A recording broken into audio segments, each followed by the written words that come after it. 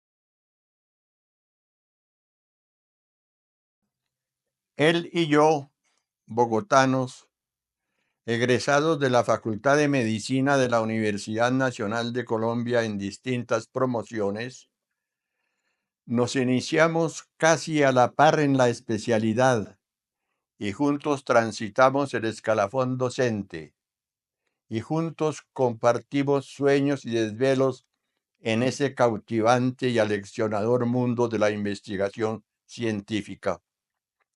Y juntos disfrutamos momentos inolvidables de sano esparcimiento, a veces inmersos en el mundillo artístico e intelectual de la bohemia bogotana. Cuando tuve la fortuna de conocerlo en el Instituto Materno Infantil, terminando la década de los años 50 del siglo pasado, él era jefe de clínica obstétrica y yo daba mis primeros pasos en la especialidad en calidad de interno. Desde un principio hubo afinidad, sintonía mutua. En aquel entonces, el materno infantil era la principal escuela obstétrica del país, no solo por el volumen asistencial. Con frecuencia, los nacimientos superaban el centenar en un solo día, sino en particular por la calidad de los profesores que dictaban cátedra allí. Uno de ellos, José del Carmen Acosta Villaveses, a la sazón director del instituto, era el gran maestro, es decir, el gran patrón de los legendarios hospitales franceses. Su prestigio era inmenso por su rutilante trayectoria profesional y académica, como también por sus dotes personales. No solamente se le admiraba y respetaba, sino que además se le acataba. Sus conceptos y consejos eran aceptados sin dudar. Era un maestro en toda la extensión de la palabra, incluyendo su faceta paternalista. En el ejercicio de la especialidad y la docencia, creó una escuela basada en tres principios o virtudes fundamentales: ciencia, conciencia y paciencia. En efecto, enseñaba que la obstetricia es una disciplina de gran responsabilidad social, habida cuenta que de ella depende en buena parte el futuro de un país. Para que los nuevos ciudadanos nazcan sanos, es necesario que quienes deben responder por su salud y bienestar en las etapas ante e intranatal deben estar científicamente aptos para constituirse en prenda de garantía. En otras palabras, que sean doctos en la disciplina que ejercen, entendiendo por doctos la solvencia técnica y científica que están obligados a poseer. Además de ciencia, el cultor de la obstetricia debe exhibir conciencia, que no es otra cosa que la convicción íntima de estar dispuesto siempre a actuar de manera correcta dentro del marco de las normas establecidas, no por temor a sanción alguna, sino como producto de la reflexión inteligente. La tercera de las virtudes mencionadas que debe adornar al buen obstetra es la paciencia, convertida hoy en un asunto del pasado. Quedó relegada por la impaciencia y por el facilismo, que son características, que no virtudes, de muchos de los que atienden partos en los tiempos que corren.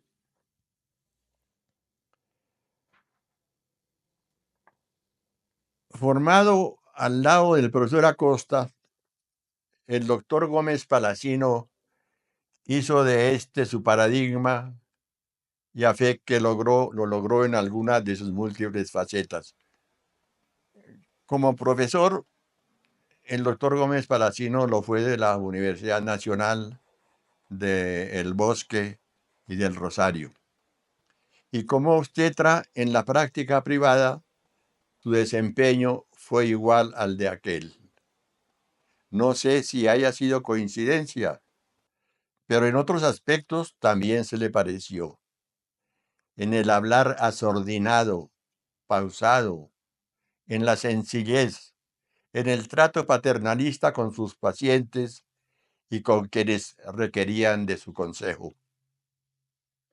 Se diferenció, sí, en algo que debo resaltar y que fue una constante en casi todos los grandes maestros de la medicina colombiana. Me refiero a la penuria bibliográfica o documental de que hicieron gala. Se puede decir que fueron ágrafos, es decir, que no escribieron nada, a la manera de esos dos grandes maestros de la historia universal, Sócrates y Jesús de Galilea. Enseñaron mucho a través de la palabra, pero no dejaron registrada ni una letra para la posteridad. Lo que sabemos de ellos, lo sabemos gracias a sus discípulos. Jesús Alberto Gómez Palacino fue distinto.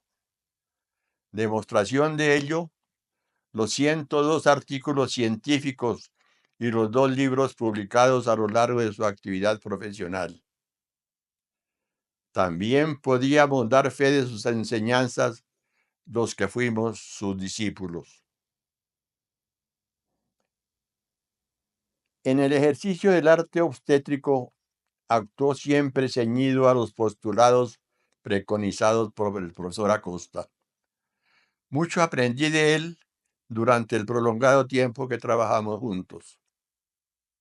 Recién lo conocí, se interesaba ya por una de las enfermedades más extrañas, de verdad misteriosa, que suele afectar a la mujer embarazada y es causa relevante de mortalidad materna y fetal en nuestro medio. Por lo menos lo era en la época de entonces. Me refiero a la que llamábamos toxemia gravídica, es decir, la preeclampsia-eclampsia.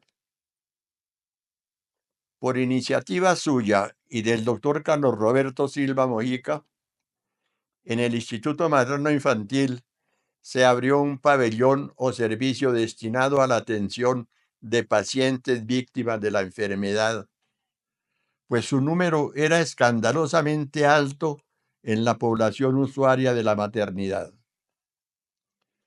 Me invitó a colaborarles y acepté, sin intuir que allí iba a encontrar motivos para entender en su plenitud el papel del médico obstetra: defender la vida y la salud de la mujer y de su hijo por nacer, vale decir, actuar a ciencia y conciencia.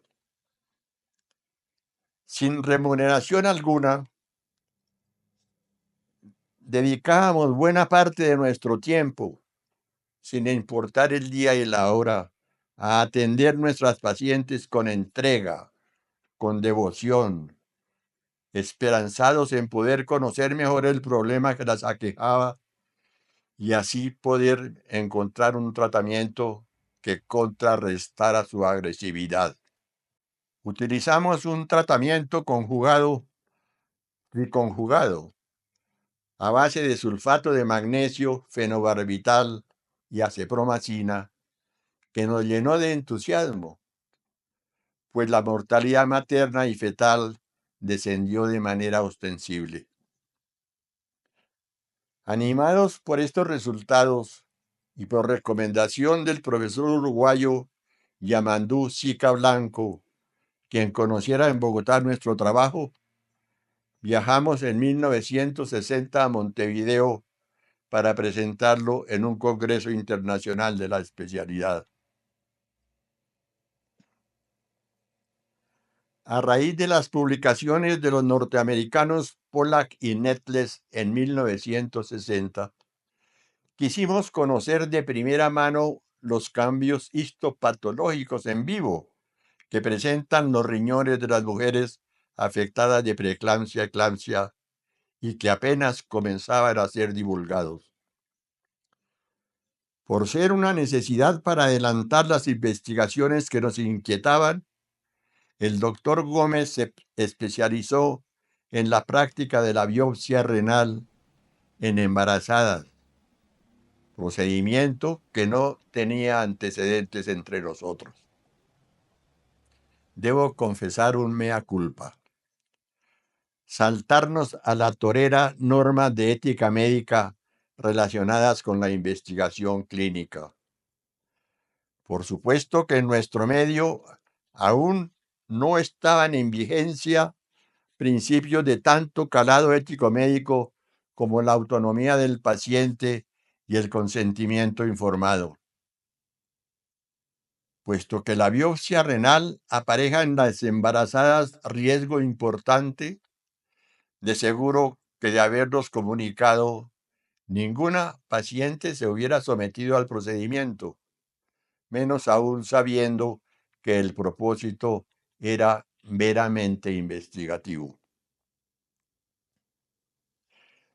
Como producto de nuestra curiosidad científica, comprobamos que, en efecto, los riñones de las embarazadas con preeclampsia-eclampsia presentan histológicamente cambios patognomónicos descritos con el nombre de endoteliosis capilar glomerular. Descubrimos además que muchas de estas mujeres, junto con la toxemia, padecían de manera oculta hipertensión arterial o pielonefritis crónica. Dos de nuestros hallazgos fueron originales e importantes. Uno, los cambios renales de las pacientes cuyo embarazo degenera en mola hidatidiforme acompañada de preeclampsia-eclampsia son similares a los observados en el embarazo no molar complicado con preeclampsia-eclampsia, lo cual nos permitió afirmar que ni el feto ni el líquido amniótico son factores causales de la enfermedad, elementos ambos que habían sido considerados por algunos autores como probables agentes etiológicos de la enfermedad. Comprobamos igualmente que no todo estado convulsivo asociado a hipertensión arterial durante el puerperio puede calificarse como eclampsia puerperal, como se creía. Estos dos trabajos, entre otros, fueron publicados en revistas extranjeras de reconocida importancia y por lo mismo tenidos como referencia por los estudiosos del problema.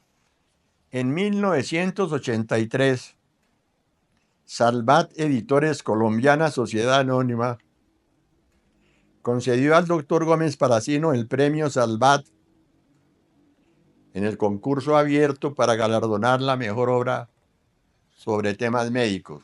Enfermedad hipertensiva del embarazo fue el título del libro.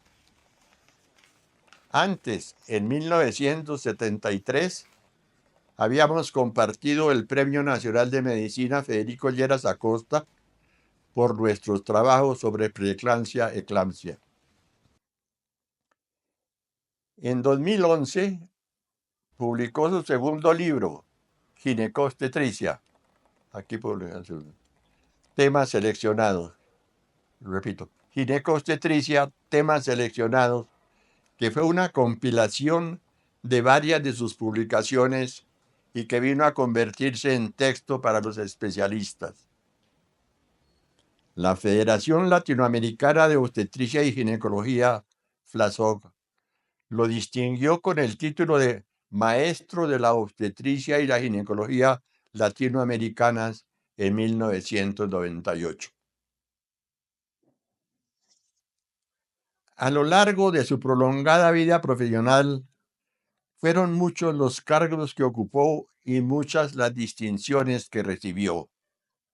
Entre otros, fue presidente y miembro honorario de la Sociedad Colombiana de Obstetricia y Ginecología, director del Instituto Materno Infantil, de la Clínica David Restrepo y asesor científico de la Clínica de la Mujer. En el escalafón docente alcanzó el grado de profesor titular y honorario en la Universidad Nacional, de profesor honorario en el Colegio Mayor del Rosario. La Universidad del Bosque le otorgó el escudo de Calatrava. El Hospital Infantil Universitario Lorencita Villegas de Santos lo distinguió con la Orden de Benefactor. Fue director de la Revista Colombiana de Obstetricia y Ginecología y editor de la revista Controversias en Ginecología y Obstetricia. Encuentro propicio este momento para interrogarme ante ustedes cómo fue posible haber encontrado tanto tiempo para entregarlo generosamente a la asistencia y a la investigación en el ámbito hospitalario, cuando nuestro ejercicio profesional privado era absorbente, esclavizante, más aún ejerciendo bajo los principios de ciencia, conciencia y paciencia. No puedo darle una explicación distinta a que teníamos vocación y sentíamos afecto por nuestra profesión. Además, porque creíamos que nuestra condición de docentes en la más importante universidad del país así nos lo imponía. Chucho, como le decíamos afectuosamente sus amigos, retirado de la cátedra y del ejercicio profesional, siguió activo en el ámbito académico asistiendo a eventos y dictando conferencias. En el 2016, la Academia Nacional de Medicina lo recibió como miembro correspondiente suyo, habiéndoseme encargado el comentario de orden de su trabajo de ingreso. El título de este fue Monoendoteliosis gestacional, preeclampsia-eclampsia, que fue como la concreción de su saber y de su inquietud científica en torno de la enfermedad que lo mantuvo desvelado durante muchos años. Su presentación fue la defensa de la tesis que relaciona la etiología de la enfermedad con factores inmunológicos. Basado en su amplio conocimiento del tema, propuso que en vez de toxemia del embarazo, la enfermedad debiera llamarse inmunoendoteliosis gestacional, término que traduce la patogenia de la entidad. En el comentario a su trabajo de ingreso a la Academia de Medicina, manifesté que sería un justo reconocimiento a su dedicación al mejor conocimiento de tan desconcertante enfermedad que su propuesta fuera acogida por la comunidad científica internacional. No hace mucho, condolido, asistí a sus funerales. Perdía con él a uno de mis mejores amigos y a un admirable colega, la ginecobstetricia nacional, a uno de sus más altos exponentes.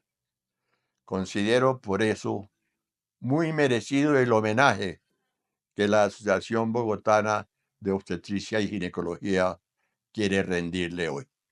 Muchas gracias.